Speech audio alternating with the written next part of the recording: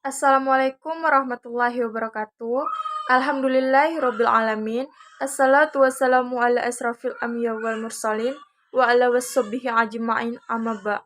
Salam damai sejahtera bagi kita semua, kepada teman-teman yang senang berpartisipasi pada pertemuan hari ini. Puji syukur kita panjatkan kehadirat Allah Subhanahu wa taala lantaran kelimpahan kasih anugerah kita bisa berkumpul bersama pada hari ini mata kuliah Islamic Marketing. Semoga dalam kondisi sehat tanpa ada kekurangan. Salawat serta salam tidak lupa kita terus dicurahkan kepada baginda kami Nabi besar Muhammad SAW yang menuntun kita ke jalan yang benar, aman serta barokah. Baiklah, nama saya Ratna, NIM 12016071. Saya berasal dari kelas 3C Akuntansi Syariah. Tujuan saya membuat video ini untuk memenuhi mata kuliah Islamic Marketing dengan materi Maqasid Syariah. Maqasid Syariah adalah aqsad dan maqasid berasal dari akra kata qas. Maqasid adalah kata yang menunjukkan banyak atau jamak. Murfatnya maqasid yang berarti tujuan atau target. Sedangkan menurut istilah dari beberapa ulama adalah sebagai berikut. Menurut Al-Fasi, maqasid syariah adalah tujuan atau rahasia Allah dalam setiap hukum syariatnya. Menurut Ar-Risuni, tujuan yang ingin dicapai oleh syariat untuk merealisasikan kemaslahatan hamba. Dan Syatibi mendefinisikan maqasid syariah dari kaidah sebagai berikut. Sesungguhnya syariah bertujuan untuk mewujudkan kemaslahatan manusia di dunia dan akhirat.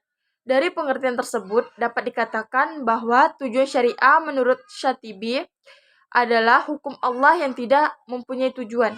Karena hukum yang tidak mempunyai tujuan sama dengan membebankan sesuatu yang tidak dilaksanakan.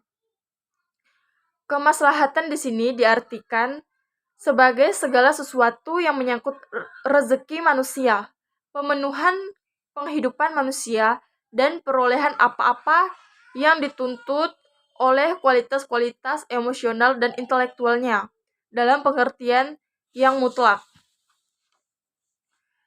Selanjutnya, surat Hud ayat 61, tafsir ayat tersebut yaitu, wahai kaumku, sembahlah Allah semata karena tidak ada Tuhan yang berhak disembah bagi kalian kecuali Dia. Maka murnikanlah ibadah baginya. Dialah yang memulai penciptaan kalian dari tanah dan menciptakan bapak moyang kalian Adam darinya. Dan jadikan kalian orang-orang yang memakmurkannya. Maka mohonlah kepadanya agar berkenan mengampuni dosa-dosa kalian. Dan kembalilah kepadanya dengan taubat nasuha. Sesungguhnya Tuhanku dekat kepada orang yang mengikhlaskan ibadah kepadanya dan mau bertaubat kepadanya lagi mengabulkan permintaannya bila dia berdoa kepadanya. Adapun surah Al-Baqarah ayat 185 yang berbunyi, Bismillahirrahmanirrahim.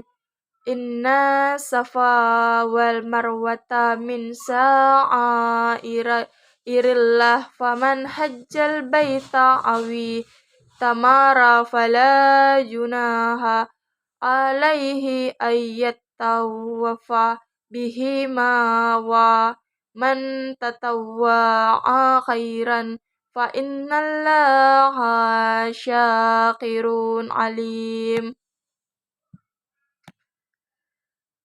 Ayat ini menjelaskan tentang yaitu dua bukit kecil dekat Ka'bah dari arah timur termasuk simbol-simbol agama Allah yang nampak Allah memerintahkan hamba-hambanya untuk beribadah dengan melakukan sya'i antara keduanya. Barang siapa berniat menuju Ka'bah untuk haji atau umroh, maka tidak ada dosa atas dirinya dan tidak ada kesalahan baginya untuk melakukan sya'i antara keduanya. Bahkan dia wajib melakukannya, dan barang siapa melaksanakan amal ketaatan dengan hati yang tulus dari dirinya, ikhlas menjalankan karena Allah Ta'ala, maka sesungguhnya Allah Maha mensyukuri. Dia akan memberikan balasan atas amalan yang sedikit dengan pahala yang banyak. Dan dia Maha mengetahui amal-amal perbuatan hamba-hambanya. Maka dia tidak akan menyia-nyiakannya dan tidak mengurangi amal seseorang sedikitpun walaupun sebesar biji sawi. Sedangkan pengertian maqasid syariah menurut Imam Syatibi adalah Allah menurunkan syariat atau aturan hukum tiada lain selain untuk mengambil kemaslahatan dan menghindari kemadaratan atau jalbul mashali wa dara'u mafasid. Dengan bahasa yang lebih mudah, aturan-aturan hukum yang Allah tentukan hanyalah untuk kemaslahatan manusia itu sendiri. Yang saya ketahui tentang maqasid syariah dalam berdagang dan pemasaran adalah untuk mempertahankan kelangsungan perusahaan dan berkembangnya perusahaan, maka suatu perusahaan membutuhkan manajemen pemasaran yang baik dan profesional. Dengan manajemen perusahaan yang baik ini diharapkan perusahaan daya saing yang tinggi dan laba perusahaan akan selalu meningkat dan dividen pun meningkat. Pengertian manajemen sendiri adalah proses perencanaan, perorganisasian, penggerakan, dan pengawasan. Sedangkan pengertian pemasaran adalah analisis, perencanaan, implementasi, dan pengendalian dari program-program yang dirancang untuk menciptakan, membangun, dan memelihara pertukaran yang menguntungkan dengan membeli sasaran untuk mencapai tujuan perusahaan. Dalam ekonomi Islam ada beberapa hal yang menjadi tujuan utama maqasid syariah. Tujuan ini harus dapat dipenuhi oleh semua perusahaan. Hal ini menjadi penting karena dijadikan sebagai parameter atau ukuran bagaimana sebuah perusahaan itu bisa dikatakan syariah atau tidak. Konsep perdagangan dalam Islam adalah adanya unsur kebebasan dalam melakukan transaksi tukar-menukar, tetapi kegiatan tersebut tetap disertai dengan harapan dan diperolehnya keridhaan Allah Subhanahu wa taala, diperoleh untuk memenuhi kebutuhan hidup seseorang, dianggap sebagai suatu keharusan oleh hukum Islam. Surah Al-Baqarah ayat 16 yang berbunyi Bismillahirrahmanirrahim.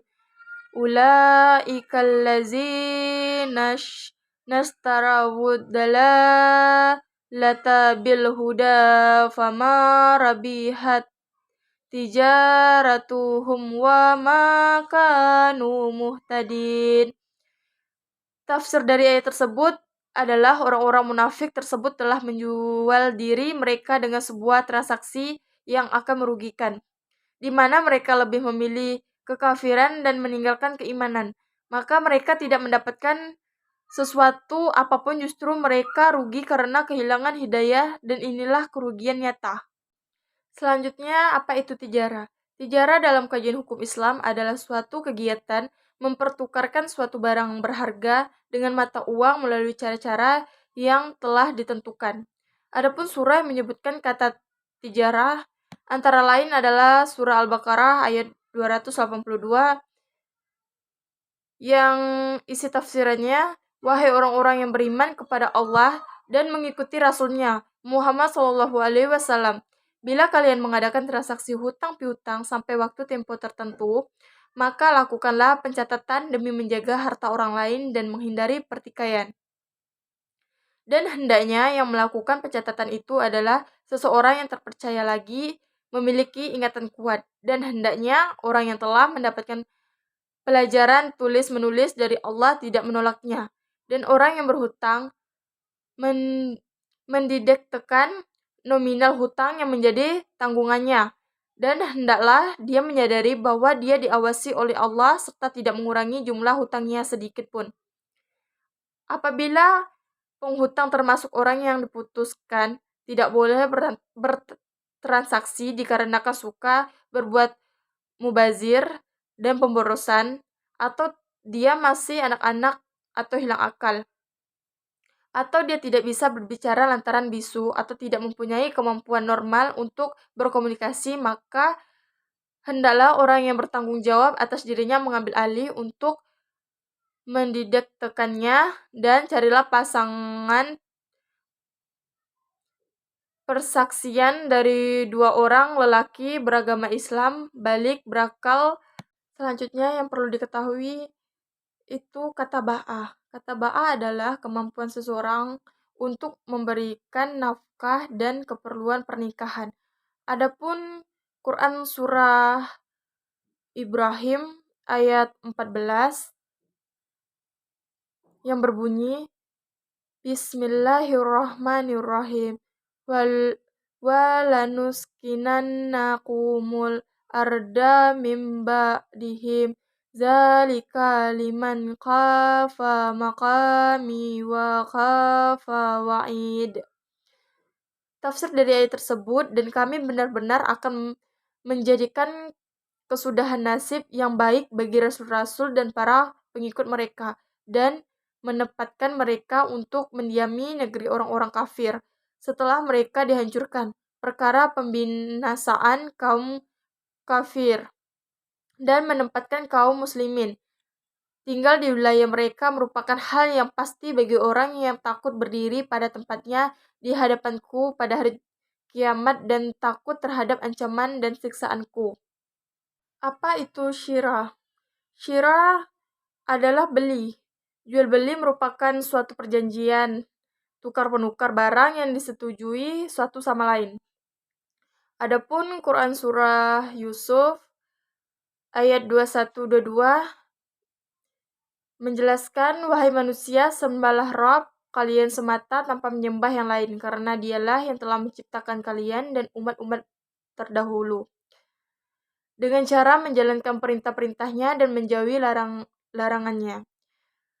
Kalian itulah yang telah menjadikan bumi sebagai hamparan bagi kalian supaya kehidupan kalian berjalan dengan mudah di atas permukaannya, dan langit sebagai atap yang kuat dan menurunkan hujan dari awan yang dengan itu dia mengeluarkan untuk kalian beragam buah dan berbagai macam tumbuhan sebagai rizki bagi kalian. Maka janganlah kalian mengadakan tandingan-tandingan bagi Allah dalam beribadah, sedangkan kalian mengetahui keesaannya dalam menciptakan dan memberi rezeki serta hak tunggalnya untuk diibadahi.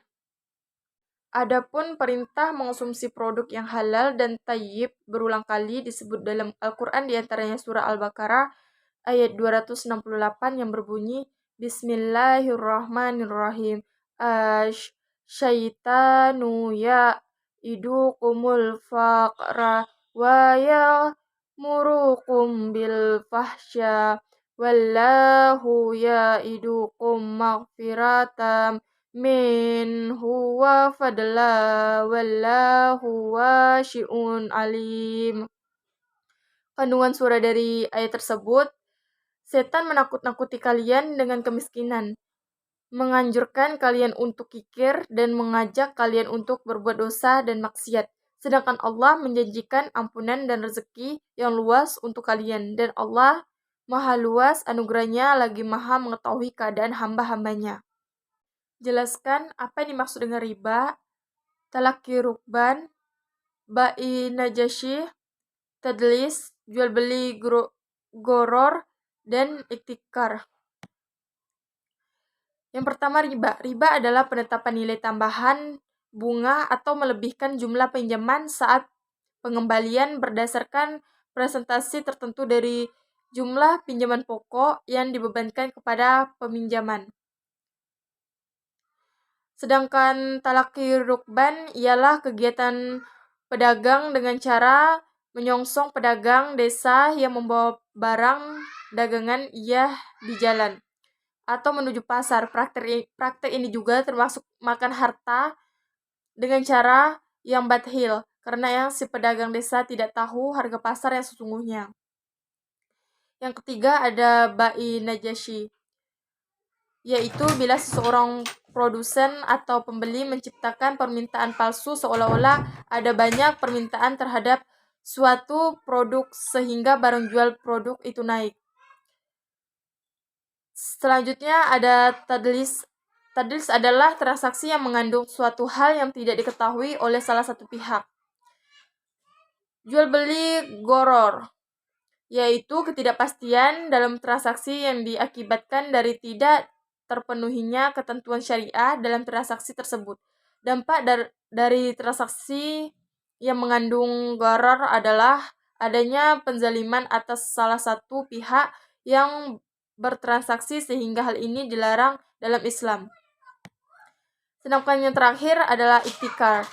Adalah kegiatan ekonomi yang dilakukan oleh seseorang pelaku ekonomi dengan menimbun suatu barang dengan tujuan mendapatkan keuntungan sebesar-besarnya tanpa melihat kesusahan orang lain. Adapun surah yang melarang berlaku curang dalam berdagang adalah Quran surah Al-Mutaffifin ayat 1-3 yang berbunyi Bismillahirrahmanirrahim. Wailul lil mutaffifin allazina iza talu 'alan nasi yasta'ufun wa iza qaluhum wa awazanuhum yaksirun. Celakalah bagi orang-orang yang curang dalam menakar dan menimbang, yaitu orang-orang yang apabila menerima takaran dari orang lain mereka minta dicukupkan. Dan apabila mereka menakar atau menimbang untuk orang lain, mereka mengurangi. Coba sebutkan dan jelaskan berapa prinsip perdagangan pemasaran dalam Islam. Prinsip-prinsip pemasaran dalam Islam yang pertama keadilan. Keadilan berlaku adil adalah hal yang harus dimiliki seseorang berusaha dalam memasarkan barang atau produknya. Yang kedua, menjaga kualitas produk. Sebagai produsen, kita harus bisa memberikan yang terbaik pada pelanggan. Salah satu cara kita lakukan demi menjaga hubungan dengan pelanggan, yakni dengan menjaga kualitas dari barang kita. Sebagai seorang pemasar yang baik, tentu kita harus memberikan spesifikasi barang yang sesuai dengan kualitasnya. Yang ketiga, sadar dengan perkembangan zaman. Pandai dalam melakukan perusahaan adalah tindakan yang harus dilakukan oleh seorang pembisnis. Yang keempat, jujur dalam mengukur kualitas dan kuantitas. Sebagai umat muslim, kita diajarkan untuk jujur dalam memberikan keterangan suatu barang, baik dari kualitas dan kuantitasnya. Yang kelima, kiar dalam jual beli. Dalam membangun sebuah bisnis, memasarkan suatu barang menjadi hal yang utama. Membangun hubungan dengan pelanggan adalah hal yang harus dilakukan oleh pembisnis. Di dalam Islam sudah diajarkan bahwa pembeli adalah seorang raja. Oleh sebab itu, sebagai seorang pembisnis, kita harus mampu memasarkan dan memberikan tanggapan kepada pelanggan dengan cara baik dan benar. Yang keenam, ada fungsi dan manfaat. Jika kita ingin memasarkan suatu barang, pastikan jika barang tersebut memberikan manfaat bagi pelanggan, dan tentu manfaat tersebut harus sesuai dengan tujuan hidup menurut Islam sebagaimana mestinya yang sudah diatur dalam agama Islam. Yang ketujuh, memasarkan barang dengan ikhlas dan tulus. Memasarkan suatu barang adalah ikhtiar dalam berbisnis, dan tentu hal ini harus dilandasi adanya perasaan yang jujur dan tulus ataupun ikhlas. Yang ke-8, amanah. Sebagai seorang pembisnis, kita dituntut harus bisa memasarkan barang agar mendapatkan keuntungan yang barokah. Dan ketika memasarkan barang, kita harus mampu menjaga kepercayaan seseorang dalam memberikan keterangan atau spesifikasi. Yang ke-9, berusaha atau ikhtiar. Di dalam sebuah bisnis, pasti kita akan memasarkan barang dagangan kita, dan di sini kita harus berikhtiar. Seorang pedagang harus semangat dan memasarkan barangnya. Karena ada bahaya putus asa dalam Islam, dan kita harus bisa menghindari rasa putus asa tersebut. Ikhtiar juga dilakukan untuk terus menjaga nama baik, menjaga kualitas produk, dan bahkan menjaga kesan dari pelanggan. Yang ke-10 ada keterbukaan pada pelanggan. Dalam pemasaran suatu barang, kita harus memiliki keterbukaan dalam menjual barang. Baik terbuka tentang jenis barang, kualitas barang, dan tujuan penggunaan barang tersebut. Yang terakhir 11, tidak memasarkan riba. Memasarkan barang tanpa mengandung unsur riba atau bunga. Dalam melakukan pemasaran barang, sebagai umat muslim kita tidak diperkenakan untuk memasarkan barang atau transaksi yang mengandung macam-macam riba. Sebagai pebisnis yang selalu berpegang teguh pada hukum ekonomi syariah Islam yang benar. Adapun tujuan muamalah dalam pemasaran Islam adalah terciptanya hubungan yang harmonis antara sesama manusia sehingga tercipta masyarakat yang rukun dan tentram. Adapun hubungan ini berupa jalinan pergaulan saling menolong dalam kebaikan dalam upaya menjalankan ketaatannya kepada Allah Subhanahu wa taala. Pentingnya makasih syariah dalam praktik pemasaran adalah sebagai analisis, perencanaan, penerapan, dan pengendalian program yang dirancang untuk menciptakan, membangun, dan mempertahankan pertukaran yang menguntungkan dengan pasar sasaran dengan maksud untuk mencapai tujuan-tujuan organisasi dengan memperhatikan keadilan antara konsumen dan perusahaan. Baiklah, sekian dari pembahasan kesimpulan pertemuan kedua hari ini. Apabila ada kekurangan, saya mohon maaf. Saya akhiri, wabillahi taufiq wal hidayah. Wassalamualaikum warahmatullahi wabarakatuh.